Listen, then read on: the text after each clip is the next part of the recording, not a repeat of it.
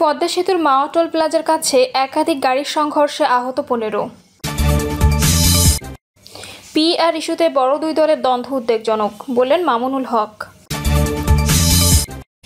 জানাবো গুরুতর 5 অভিযোগে হাসিনার বিচার শুরু, আইজিপি মামুনের রাজসাক্ষ্যই হতে পারে বড় ফ্যাক্টর।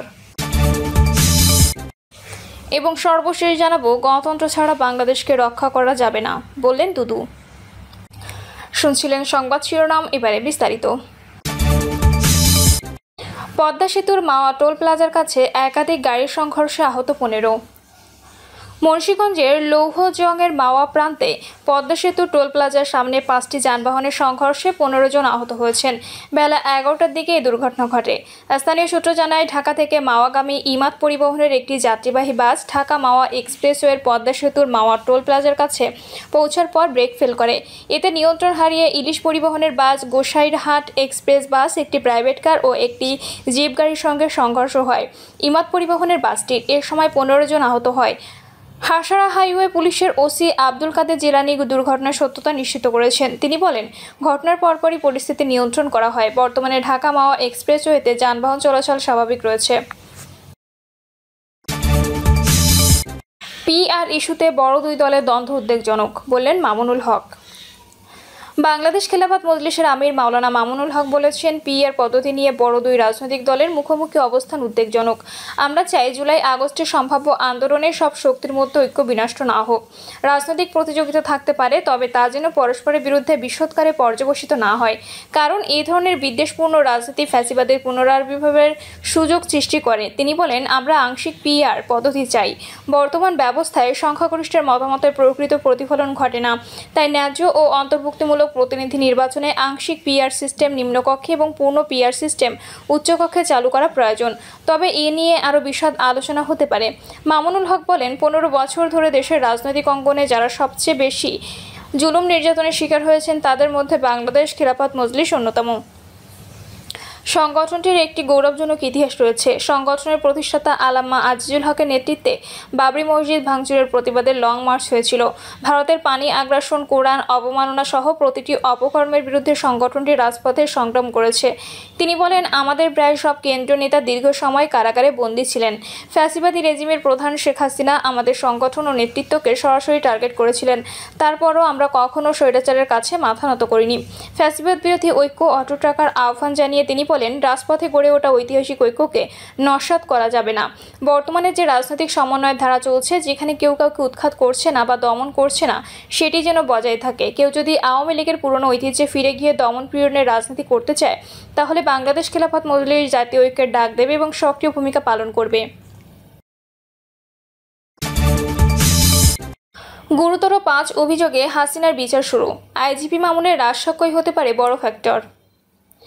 ছাত্র জনতার ঐতিহাসিক জুলাই গণঅভ্যুত্থানে সংঘটিত মানবতাবিরোধী অপরাধের দায়ে পলাতক সাবেক প্রধানমন্ত্রী শেখ হাসিনা সহ 3 জনের বিচার কাজ শুরু হয়েছে।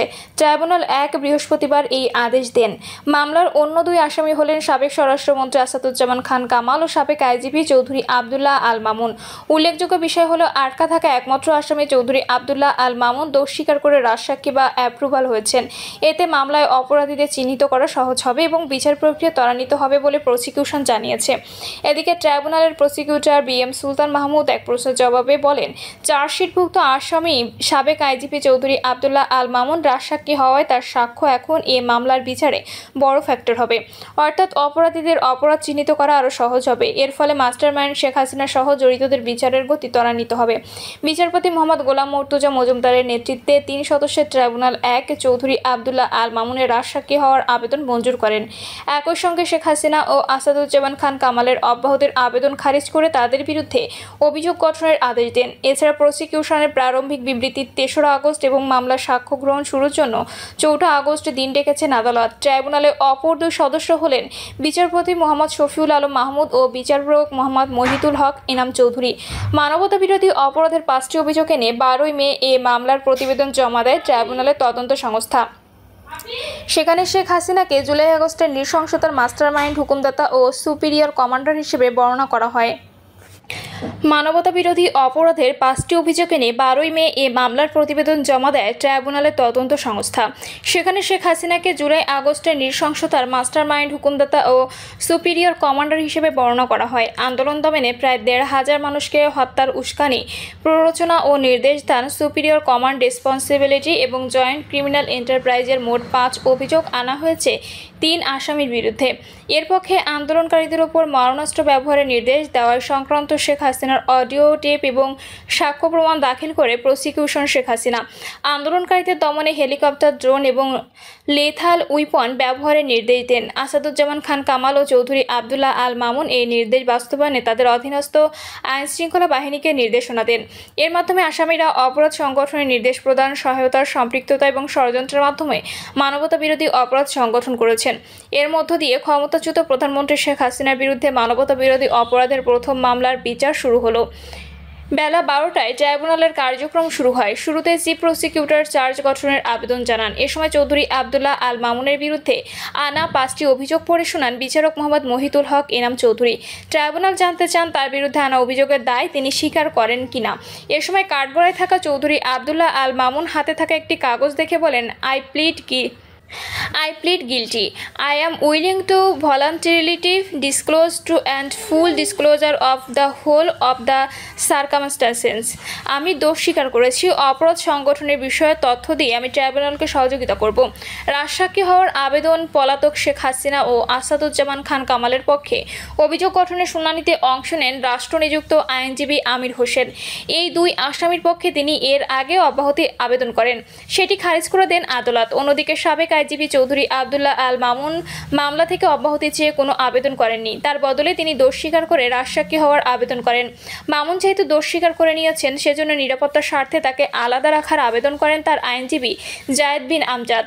আদালত সে বিষয়ে ব্যবস্থা নেওয়ার আশ্বাস দেন রাষ্ট্রপক্ষে শুনানি করে। ট্রাইব্যুনালের চিফ প্রসিকিউটর মোহাম্মদ তাজুল ইসলাম পরে তিনি সাংবাদিকদের কাছে বিস্তারিত তুলে ধরেন। এ সময় উপস্থিত ছিলেন প্রসিকিউটর আব্দুস সোবহান তরফদার ও BM সুলতান মাহমুদ। ট্রাইব্যুনালের চিফ প্রসিকিউটর মোহাম্মদ তাজুল ইসলাম সাংবাদিকদের বলেন, শেখ হাসিনা ও আসাদুজ্জামান খান কামাল পলাতক।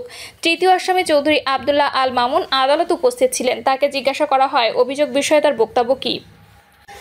তিনি তার দোষ স্বীকার করেছেন। তিনি বলেছেন, তিনি একজন সাক্ষী হিসেবে 2024 সালে জুলাই আগস্টে যে মানবতাবিরোধী অপরাধ হয়েছিল, সেই অপরাধের সবকিছু যেহেতু তার জানার কথা, সেহেতু সব তথ্য তিনি আদালতকে উদ্ঘাটনের ব্যাপারে সহায়তার মাধ্যমে তিনি অ্যাপ্রুভার হতে চেয়েছেন। তার প্রার্থনা আদালত মঞ্জুর করেছেন। তিনি সাক্ষী হিসেবে গণ্য হবেন। বাংলায় এটিকে বলে রাজসাক্ষী, কিন্তু আইনে যেটাকে বলা হয়েছে অ্যাপ্রুভার।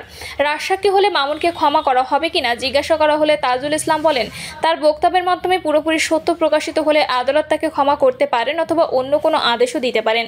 তাজুল ইসলাম আরও বলেন, চৌধুরী আবদুল্লাহ আল মামুন পরবর্তী সময়ে এই ট্রাইব্যুনালের সুবিধাজনক সময়ে তার বক্তব্য উপস্থাপনের মাধ্যমে প্রকৃত ঘটনা সহ এ জঘন্য অপরাধ কাদের মাধ্যমে কিভাবে সংঘটিত হয়েছিল সেই তথ্য উদ্ঘাটনে সাহায্য করবেন। যেহেতু তিনি অ্যাপ্রুভার হয়েছেন, সে কারণে তার নিরাপত্তার সংকট হতে পারে বলে উল্লেখ করেন তাজুল ইসলাম। তিনি বলেন, এ আশঙ্কায় তাই আইনজীবী আবেদন জানিয়েছে তাকে যেন যথাযথ নিরাপত্তা দেওয়া হয়। সেই নিরাপত্তার ব্যাপারে যথাযথ আদেশ দেবেন বলে জানিয়েছেন ট্রাইব্যুনাল। এদিকে রাষ্ট্রনিযুক্ত আইনজীবী আমির হোসেন সাংবাদিকদের বলেন, শেখ হাসিনা ও আসাদুজ্জামান খান কামাল নির্দোষ। শেষ পর্যন্ত তিনি আইনি লড়াইয়ে চালিয়ে যাবেন। প্রিয় দর্শক, এই ছিল এখনকার সর্বশেষ সংবাদ। আপডেট সব সংবাদ পেতে চ্যানেলটি সাবস্ক্রাইব করে বেল আইকনটি ক্লিক করে রাখুন।